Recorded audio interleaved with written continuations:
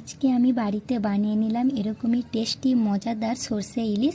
আর খুব কম মশলায় আমি যে এরকমই সরষে ইলিশ বানিয়েছি আর সেই রেসিপিটাই আপনাদের সাথে শেয়ার করব। তো চলো বন্ধুরা, দেরি না করে শুরু করা যাক। হ্যালো গাইস, আসসালামু আলাইকুম। আপনারা সবাই কেমন আছেন? আশা করি সকলেই ভালো আছেন।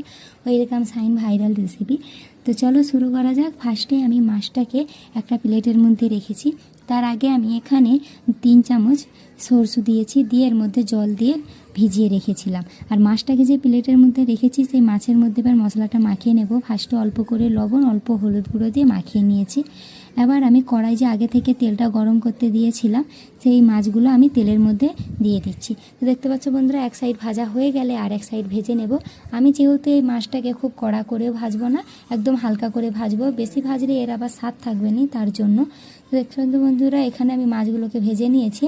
আর এখানে আমি 2 পিস পেঁয়াজ দেব। আর এখানে আমি সরষে বাটাটা যে ভিজিয়ে রেখেছিলাম সরষেটা, সেটা আমি দিয়ে দিচ্ছি। এখানে পেঁয়াজ কুচি, রসুন মিক্সচারে দিয়ে অল্প একটু জল দিয়ে এটাকে আমি ঢাকনা মেরে দেবো।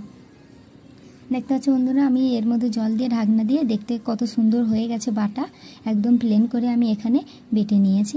এবার এটাকে এক সাইডে করে মাছ ভেজে রেখা যে তেলটা এর মধ্যে আমি দিয়ে দেব মশলাটা। দেখতে পাচ্ছ বন্ধুরা, মশলাটা দিয়ে আমি কিন্তু কালা জিরাটা তেলের ওপরেই দিতে হতো, আমার একদমই খেয়াল নেই, তাই মশলার উপরে দিয়েছি।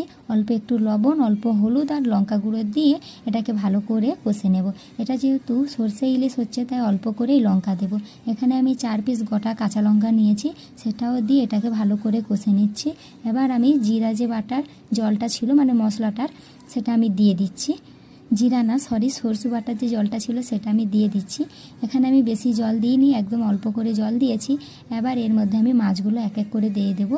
তো দেখতে পাচ্ছ বন্ধুরা, এই যে মাছগুলো ভেজে রেখেছিলাম একদম হালকা করে, সেই মাছগুলো আমি এক এক করে দিয়ে দিচ্ছি। তো এখানে আমি এক এক করে মাছগুলো দিয়ে দেব। এবার আমি এটাকে কিছুক্ষণের জন্য ঢাকনা দিয়ে দেবো। তো দেখতে পাচ্ছি বন্ধুরা, 10 মিনিট পরে আমি খুলছি আর কত সুন্দর কালার আসছে। আর কেমন লেগেছে আমার এই ভিডিও কমেন্ট করে জানাবে। ফার্স্টবার বানিয়েছি সরষে ইলিশ, কত সুন্দর লাল লাল, আর খেতে কিন্তু খুব সুন্দর হয়েছিল। বাড়িতে একবার বানিয়ে দেখবে এরকমই সরষে ইলিশ, একদম কম খরচে, কোনো কিছুই লাগবে না, শুধু সরষে দিয়ে এরকমই বানিয়ে নিতে পারবে। তো কেমন লেগেছে আমার ভিডিও কমেন্ট করে জানাবে। চলো দেখা।